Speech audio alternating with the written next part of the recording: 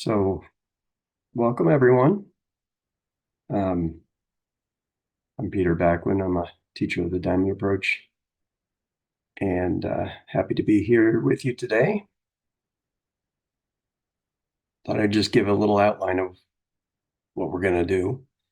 So, um, we'll start with a kind of a meditation, a kind of guided meditation. So, that'll be about 15 minutes. And then I'm going to talk for a while about the topic. And following that, there will be an opportunity for you all to explore what's being presented on your own. So you can get in touch with your own experience of what it is that we're exploring here today. And after that, there will be some time for comments, questions, and also we'll leave a little time at the end if anyone wants to hear about the new Diamond Heart group, Diamond Heart 10, which is forming and still accepting new students.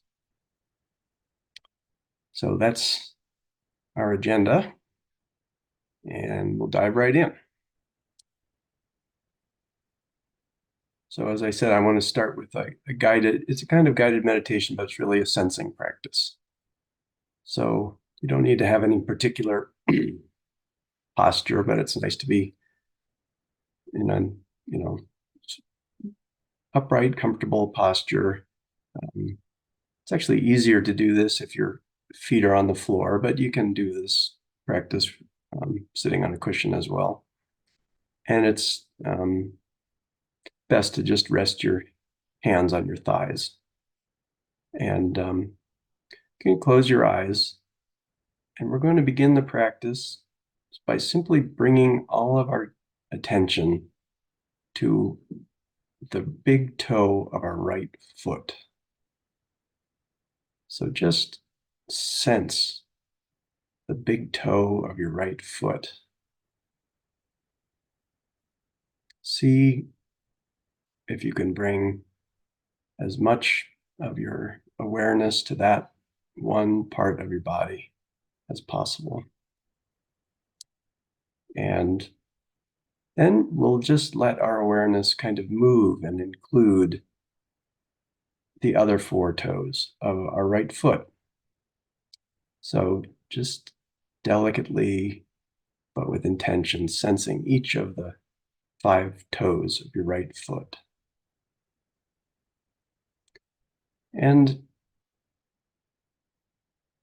allowing that sensing to expand and inhabit the ball of your right foot and the top of your right foot, the arch.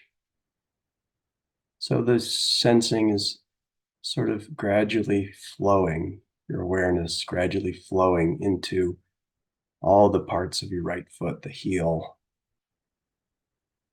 And you're sensing the skin. Maybe you feel the floor underneath your foot. Maybe you are wearing a sock or shoe. You feel that sensation of that touching your skin, but also sensing the interior of your foot. You may be aware of the tissues, the bones, the muscles, connective tissue, so many little bones in that foot. And now letting your sensing and awareness move up into your right ankle.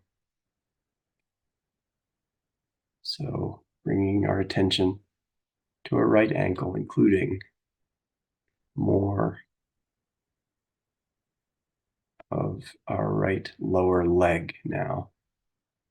So the calf muscle, the bones of the lower leg, shin.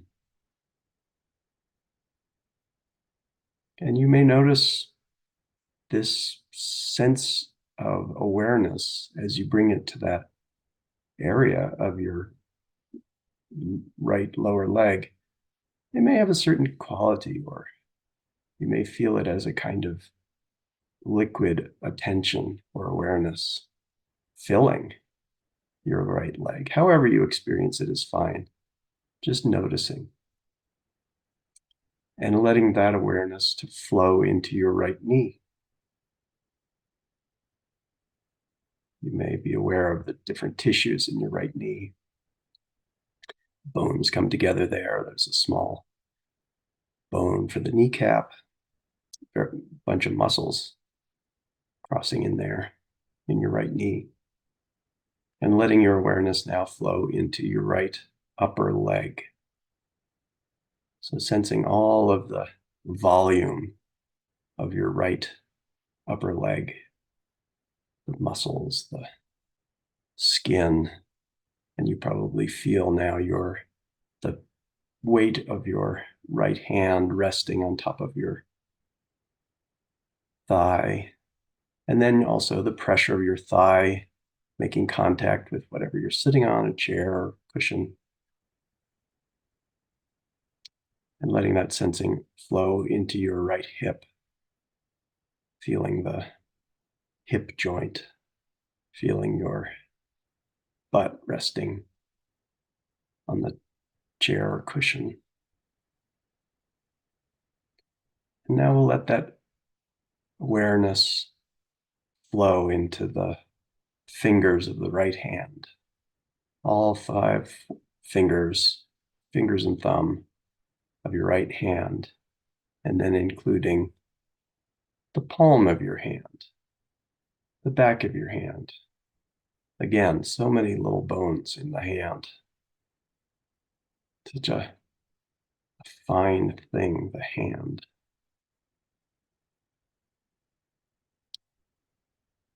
And letting that awareness flow now into your wrist, right wrist, and into the right forearm, filling the right forearm with sensing and awareness. Nothing to do in this moment, but be aware of your right forearm and the sense of it, and allowing that awareness to flow into your right elbow. And now into your right upper arm, feeling the sense of your clothing contacting your right upper arm, feeling the inside of your right upper arm, the volume of it. And letting your sensing now flow into your right shoulder, filling the shoulder. The shoulder is a ball and socket joint. You may feel that. You may be aware of that. And now we can allow the sensing to sort of flow across from the right shoulder, across our clavicle, to the left clavicle, and into the left shoulder.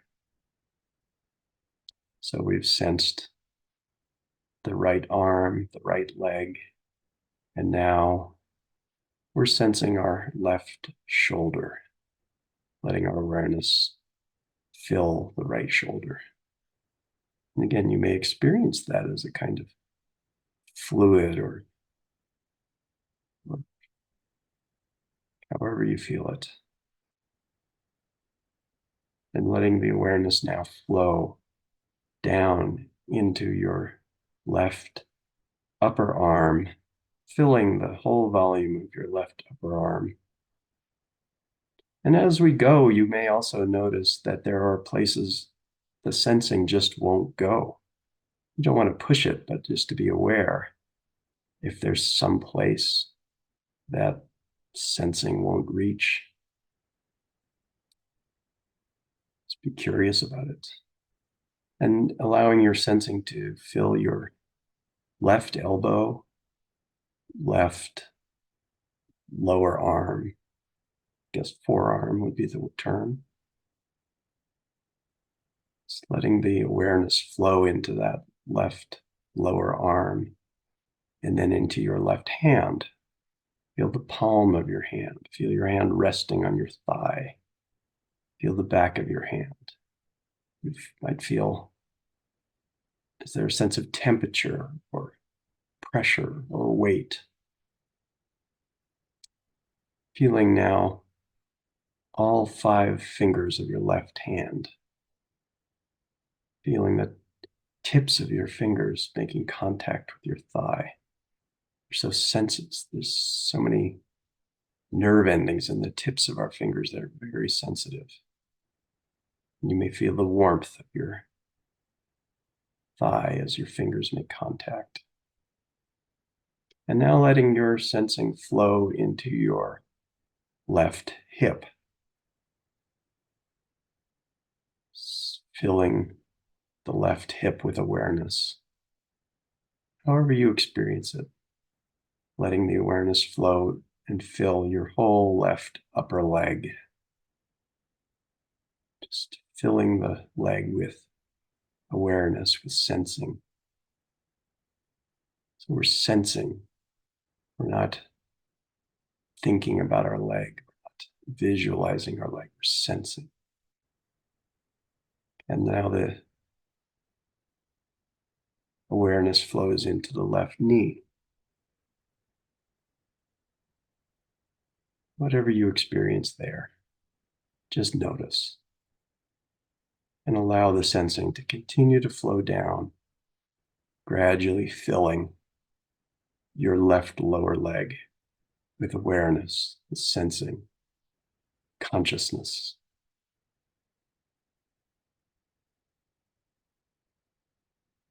And the sensing can now flow down into your left ankle. Let the ankle fill with sensation, with sensing, with awareness, and into your left heel, the arch of your left foot, the top of your left foot. You may feel the contact of your foot with the floor,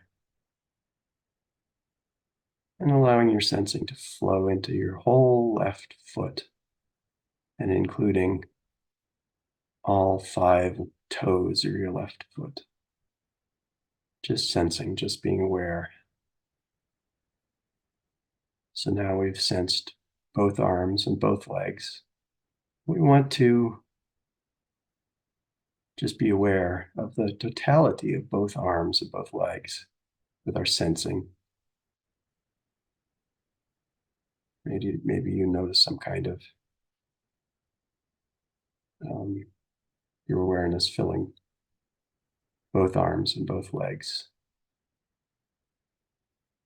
And as you are aware of that, become conscious of listening, conscious of the sound of my voice, conscious of the fact that you're hearing my voice, and include that with your sensing. And as you're ready, you can slowly add awareness of the outer world by opening your eyes, letting whatever you see around you in the room, on your computer screen, come into your visual perception.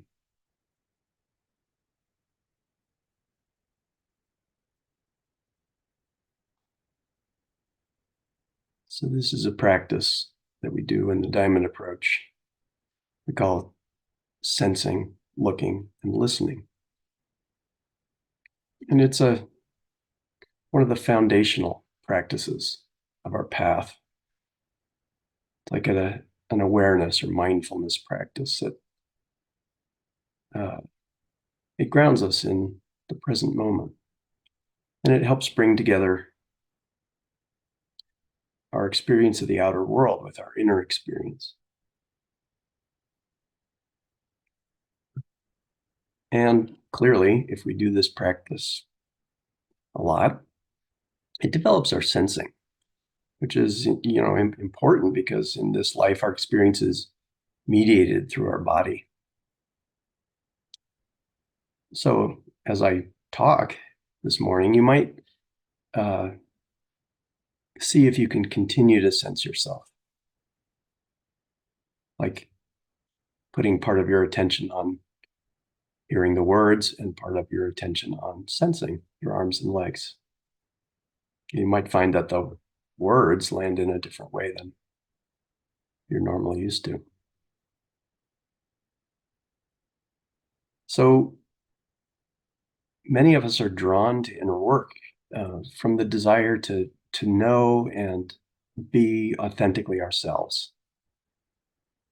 Like we might be aware of some kind of superficiality or fakeness in our experience of ourselves and of the world, and uh, it's unsatisfying to feel that way. Or we might have experienced the satisfaction and delight of feeling more real in certain situations, and we want to be in touch with that more. We want to be able to just be ourselves, be free of all the pushing and pulling that we do to ourselves, self-improvement projects, and painful self-criticism. So it's like we have the intuition or experience that there's something deeper, something that feels more real, more relaxed, more free. So if you feel like that, you might seek out spiritual practices that you feel will help you connect more deeply with yourself, with your inner nature. And, authentic spiritual practices and teachings can definitely do that if we engage them with sincerity, with diligence. But, you can quickly see that there could be a kind of paradox there. Like, clearly, if you're practicing in order to get somewhere other than where you are, you're not being yourself. It's like, how can you be real and authentic if you're avoiding or rejecting your experience and trying to get someplace else? And so, many spiritual teachings will say, be present, be here now. In other words, being yourself starts with being aware of your experience in the moment, whatever it is. And many teachings will point to the ways that the activity of our thinking mind takes us away from the moment. Like we're always thinking about the past or future, and we're fantasizing about things that aren't here right now. So, but what does it really mean to be present? When these teachings say be present, and how can we do that? Can we do that? So that's what I want to explore this morning. See if we can get some understanding of what it means. And we might think that being present just means focusing on what's happening right here in this moment. And that's certainly one aspect of it, but it's kind of not really practical to live your life in that way. Like to live in the world, you have to be aware of past and future. You have to keep a schedule, make plans, take actions based on considerations that are outside of the present moment. Like it might be fine for monks to live fully in the present like that, but for living and functioning in the regular world, it won't really work. And in the Diamond approach, we live normal lives in the world with relationships, jobs. So this understanding of what it means to be present, it's kind of too simple or too not really practical.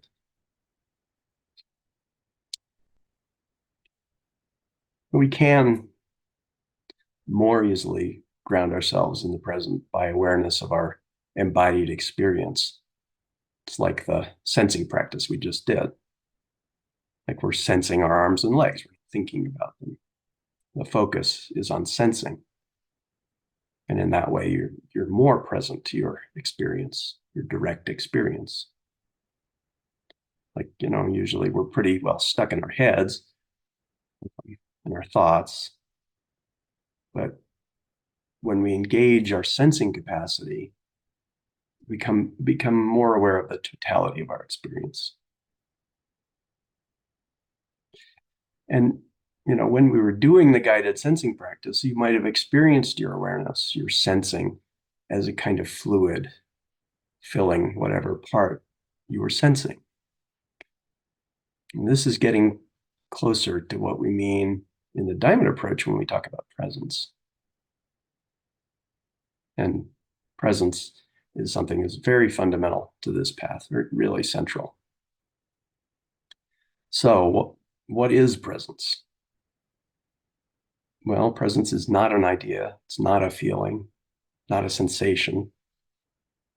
Presence is an actual substance at the level of consciousness. Not like a physical substance, but substance nonetheless. Presence is a palpability that you could feel it has density, mass, viscosity, texture. Maybe you felt that when we were sensing. In some places, your sensing felt more dense or less dense. Some places, maybe your awareness would flow faster into the next part or more slowly. So it's like our consciousness attains a sense of substance. It can feel more or less dense, more or less solid or fluid or airy. So if you feel that fluid awareness, you can notice its particular texture, viscosity, density. And presence can have different qualities also, each with its own feeling tone and affect, which I'll go into a bit more later. But if you really feel into the substantiality, there's a quality of existence, which is really fundamental to the experience of presence. Like presence is what it is, regardless of our thoughts, beliefs, ideas. Sometimes you hear this word isness to describe this direct feeling of existence. Beingness is another term that's used in spiritual circles for that same idea or experience. So it's just like protoplasm. Is the essence of the body, like all the organs and tissues of the body are made out of protoplasm. So like that, presence is the essence of consciousness. And actually, essence, it's another word that we often use more or less interchangeably with presence. And essence means the intrinsic nature of something. So presence, essence, it's the intrinsic nature of our consciousness. It's like when you experience, it's like condensed, refined, pure consciousness. And we call it presence. We say we're present because it's only can be in the here and now. Presence is direct, immediate, substantial beingness, like pure nowness. And since presence is pure nowness, it can only be experienced in the now. It can only be known by direct, immediate experience. I mean, you can remember if you've had an experience of presence, you can remember, but it's not really the same thing as the experience itself. So presence, it's the essence of our consciousness, of our soul or spirit. And it's not an abstract thing, but an actual palpable substance, but on a different dimension, you could say, from the physical. When you experience the substantiality, the beingness of presence, you know directly that you're here. You feel, I'm here. You exist. You're,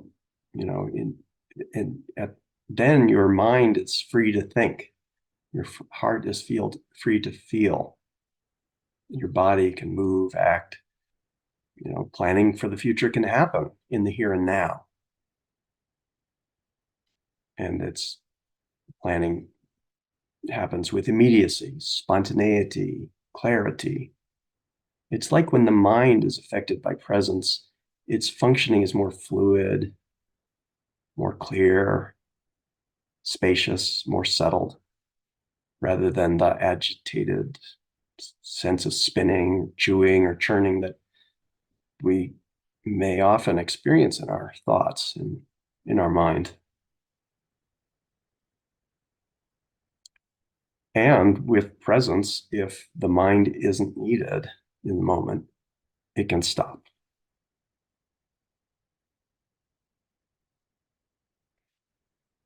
So, as I said, presence is the protoplasm of consciousness, and it can take different forms, just like protoplasm takes the form of different organs and tissues in the body.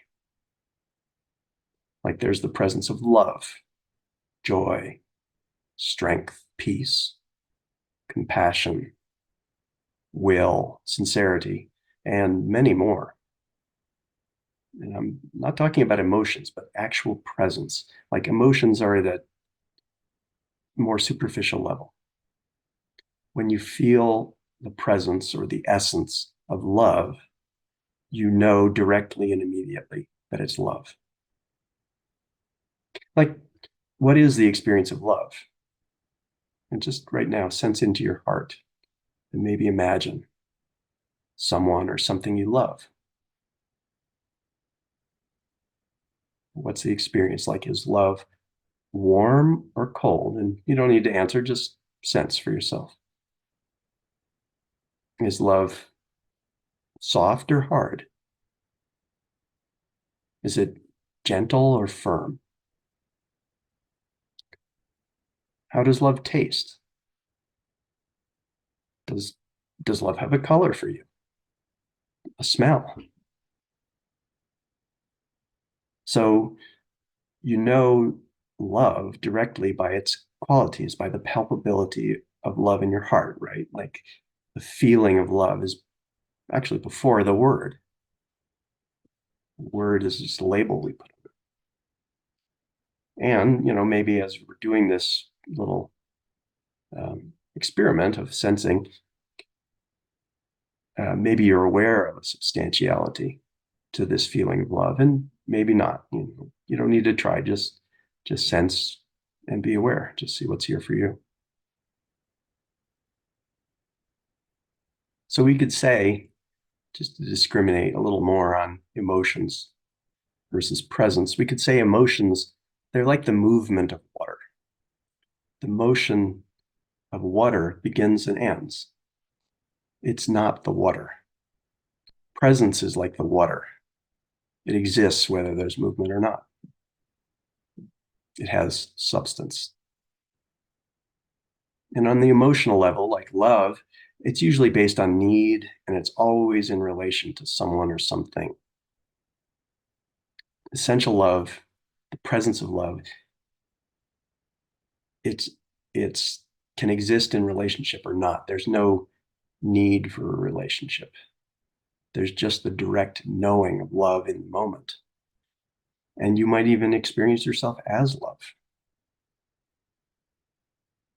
Or presence might appear as compassion, which is kind of similar, warm and soft and gentle, but has a kind of more delicate feel and the distinct feeling of loving kindness and sensitivity, so that you immediately recognize it as compassion rather than another kind of presence or love. So presence can take many different forms, like love, compassion, strength, joy, peace, and many more. And each form, each aspect of presence brings different capacities to our soul, our consciousness. So in the Daimyo approach, we work with each of these different qualities in depth. But here we're talking about presence in general. And the precise understanding of presence the precise understanding and experience of presence, I should say, is central to the teaching of the diamond approach. And, without presence, the teaching will be abstract and theoretical. Like you can believe in the teachings or not, but they won't transform you without the direct understanding and experience of presence. Presence is what transforms our experience. So we move to deeper and deeper levels of realization and freedom.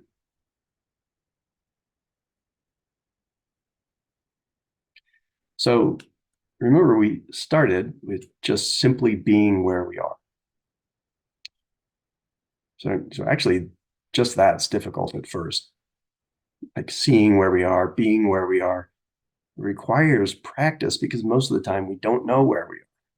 We don't understand where we are.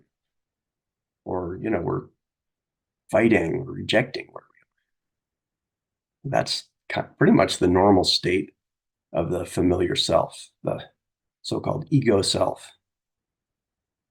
We're constantly like judging, rejecting whatever is arising for us, trying to fit ourselves into some kind of ideal. We're not just being where we are, allowing ourselves to, unfold freely. And we don't see or understand where we are because we're invested in being someplace else, like being a certain way or satisfying some kind of ideal. Even if the ideal that we're trying to get to is taken from some deep and true spiritual teaching, it's the same mechanism. If you're trying to get to some state that an enlightened master said is the ultimate, you're rejecting where you are now, and that simply disconnects you from yourself. And no matter how enlightened your teacher is, reality might have something different up its sleeve for you. So I could give a simple example of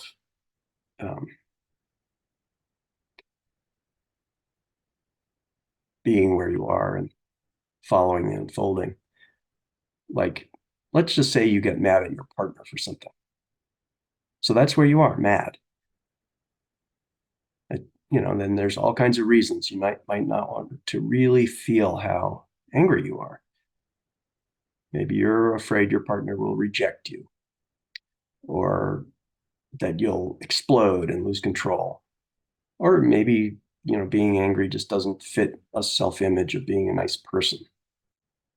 So whatever reason, if you avoid, you reject, push away the anger, you're not being where you are. And that disconnects you from yourself. Like, how can you be authentic if you're not being yourself? So then if you're mad, you just let yourself be mad. Now, this doesn't mean that you explode at your partner. That's going to be generally unhelpful for your relationship. And, acting out like that usually just discharges the anger. So no, you let yourself feel the anger, like really feel the energy of it, the heat. Maybe it's prickly, maybe it's like roiling, however you experience it. So maybe when you feel that, let the anger flow in you, you realize like that the way your partner treated you just now reminded you of how your father was with you sometimes, which made you feel sad. So now you're seeing that the anger is covering up a feeling of sadness and hurt that had to do with how your father treated you when you were a little kid. So when you see and feel that, like really feel this sadness and hurt in your heart, you might notice softness in your heart that has a feeling of loving kindness. And then you recognize this softness is exactly the loving holding that is needed so you can tolerate and fully feel the hurt. so that you can move through it. Like the softness has an immediacy, substantiality that you can recognize as presence of loving kindness, compassion. So that's, kind of example of how presence can transform our experience. And this transformation that's uh, at the spiritual level, it's more complete than even a psychological level, because now you understand that your nature, your very essence arises as compassion when that's what's needed. Like compassion as a substantial presence, it's part of your nature, not something you get from someone else.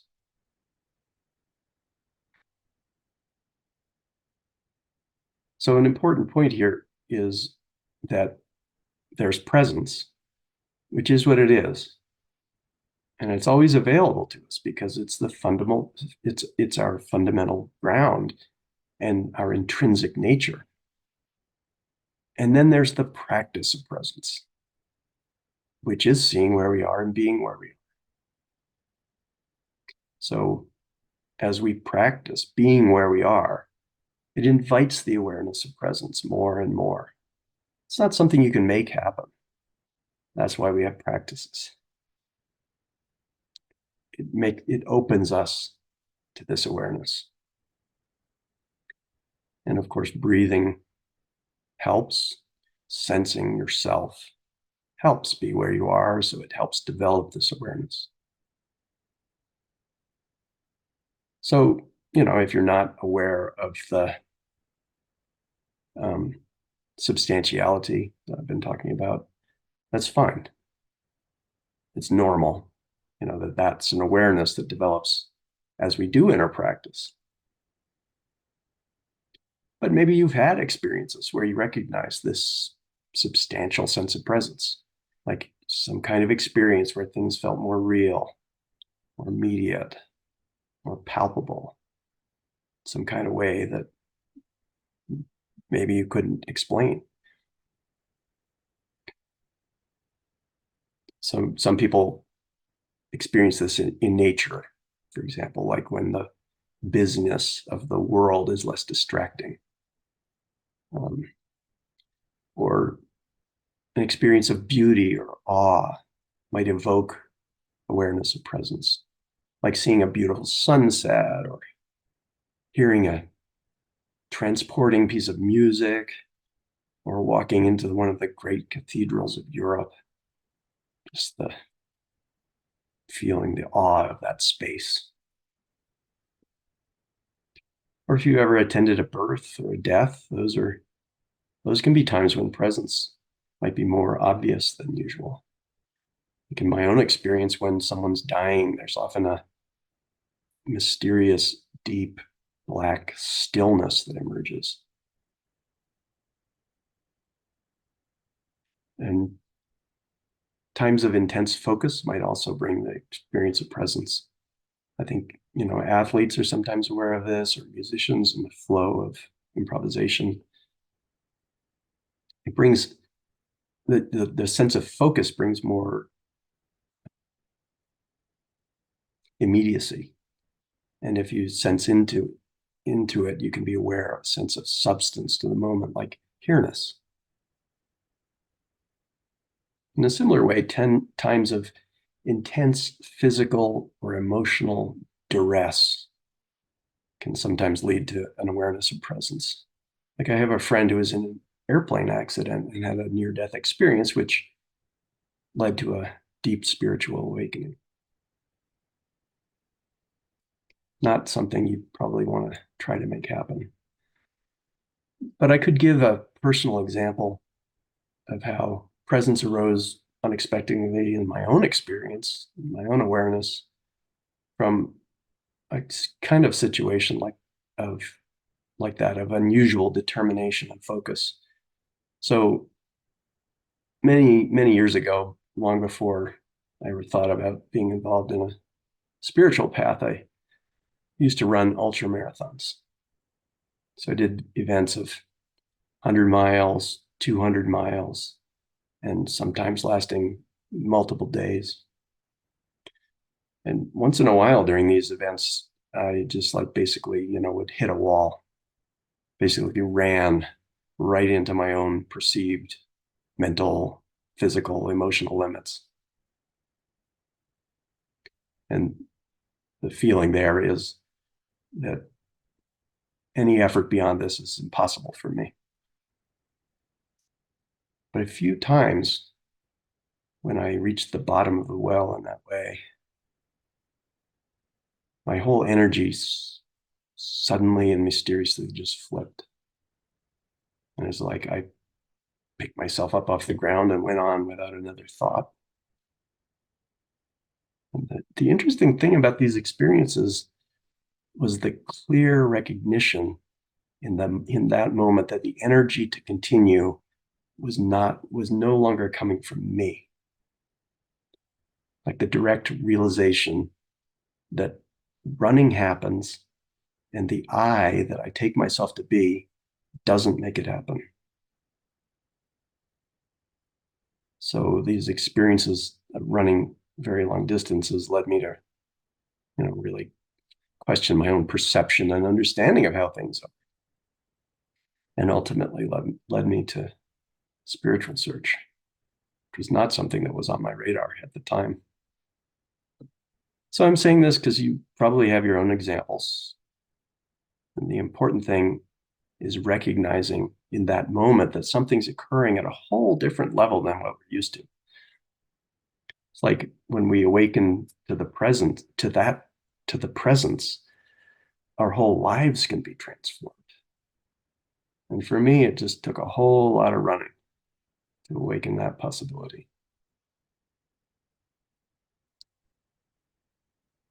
So whether we're aware of it or not, presence is always here because it's what we are. It's the nature and ground of our consciousness. Becoming aware of presence, it's really the beginning of the spiritual journey. It's like we recognize that we've been living in a dream or some kind of idea of what we are rather than the real thing. So when we recognize that, we can begin to open to our truth and to our purpose. And it'd be nice to read a poem by Rumi. Sometimes poetry expresses these things better than almost anything. This one's called This We Have Now. This we have now is not an imagination.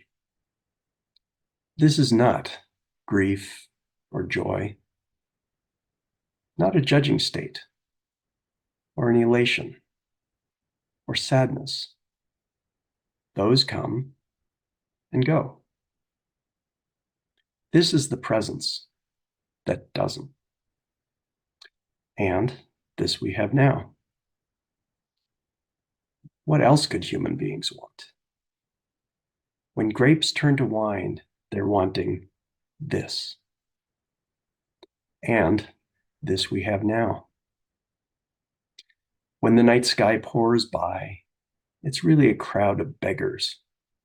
And they all want some of this. And this we have now. This that we are now created the body cell by cell, like bees building a honeycomb. The human body and the universe grew from this, not this, from the universe and the human body. And this we have now.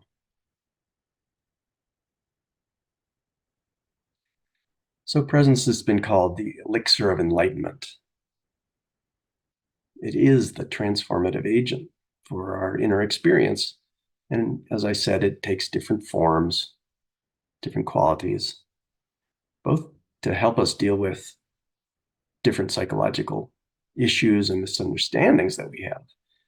And also because we need many different qualities to live full, effective, satisfying lives. And in the Diamond Heart program, we explore in depth many of these qualities and the psychological issues surrounding them. But for now, as I promised at the beginning, we're going to give you an opportunity to investigate your experience of presence in general. So what we're going to do is we're going to break out into breakout rooms in groups of 2 and do an exercise we call repeating questions. So there'll be 3 questions. So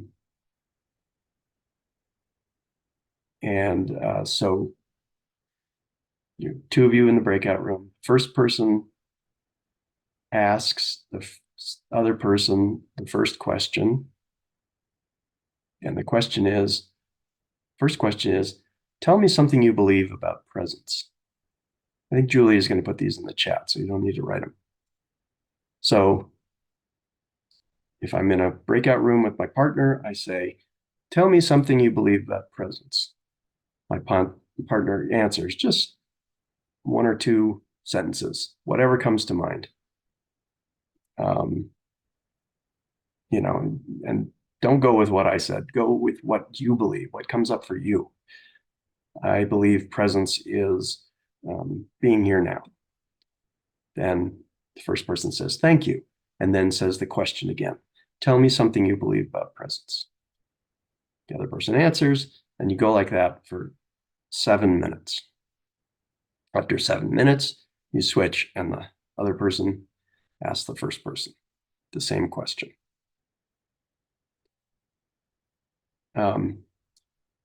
So as you're asking and answering, you're sensing yourself. Answering from your immediate experience. And also, as you're asking the question, you really want to let the other person just have their experience. And so that means you don't want to encourage or discourage them by saying something or responding or really even, nodding, smiling. It's really kind of a gift to let someone have their own experience without trying to get involved with it. And, you're sensing yourself. You ask the question, you're sensing yourself, and just see how the answer lands with you. But don't respond. This is not a social interaction. Okay? So a